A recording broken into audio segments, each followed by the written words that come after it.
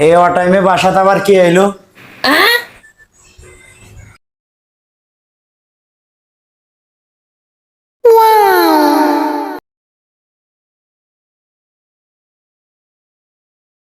কে আপনি?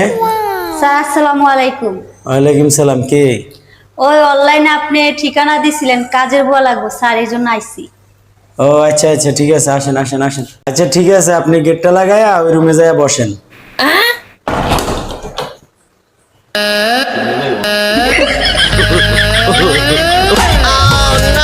আচ্ছা ঠিক আছে, আপনি কাজ করার জন্য আসছেন, ভালো কথা। তো আমাদের তো কাজ তৈল অনেক। আগের একটা বুয়া ছিল, গেছে গা, যাক কুটা গেছে গা। এখন সকালবেলা গরমোছা থেকে থালবাড়ি গুড়ি যা আছে ধুইবেন, কাপড় চোপড় ধুইবেন, এবং রান্না বান্না যাবতীয় যা আছে এগুলা আপনার সম্পূর্ণ করতে হবে। এখন আপনি কিভাবে করেন আর আপনার স্যালারি কত টাকা দেওয়া লাগবে এগুলা সম্পূর্ণ আপনি যা যা সুবিধা যদি হয় আপনি কাজ করবেন, না হলে আপনি অন্য জায়গায় দেখবেন, কোনো অসুবিধা নাই। বলেন আপনার সুবিধা কি কি? স্যার আমার সত্য আছে। আচ্ছা যাই হোক, সত্য বিষয় আছে, ঠিক আছে বলেন। স্যার আমি ঘুমের থেকে উঠি 9টা বাজে। আচ্ছা উঠিয়েন 9টা বাজে, আমরা তো 9টার আগে আর উঠি না। উঠিয়েন। আমি আবার নরমাল খাবার খেতে পারি না, আমি একটু রোস্ট পোলাও এগুলা খাই, আমার সামনে এগুলো থাকতে হবে, ঠিক আছে? ওটা খানা নিয়ে কোনো সমস্যা নাই। আরেকটা হইছে, আমি 9টা থেকে 11টা পর্যন্ত মিস্টার জলসা আর জি বাংলা দেখি, আমাকে এটা দেখতে দিতে হবে। আচ্ছা যাক, ওইটা আপনি দেখতে পারবেন।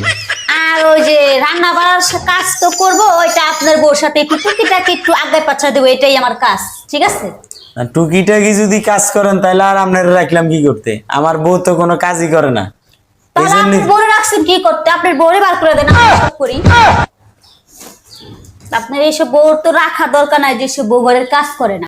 আপনি যে সত্য দিছেন, এই সত্য তো মানে কোনো একটা কাজের বুয়ার মধ্যে পড়ে না, এটা কোনো কাজের বুয়ার মধ্যে না, ঠিক আছে? আপনি এখন আসতে পারেন। আর আপনি কিছু বললেন, কাজের বুয়া বলেন কেন? আমার একটা নাম আছে, ঠিক আছে? কাজের বুয়া বলবেন না। আচ্ছা যাক, আপনার নাম কি?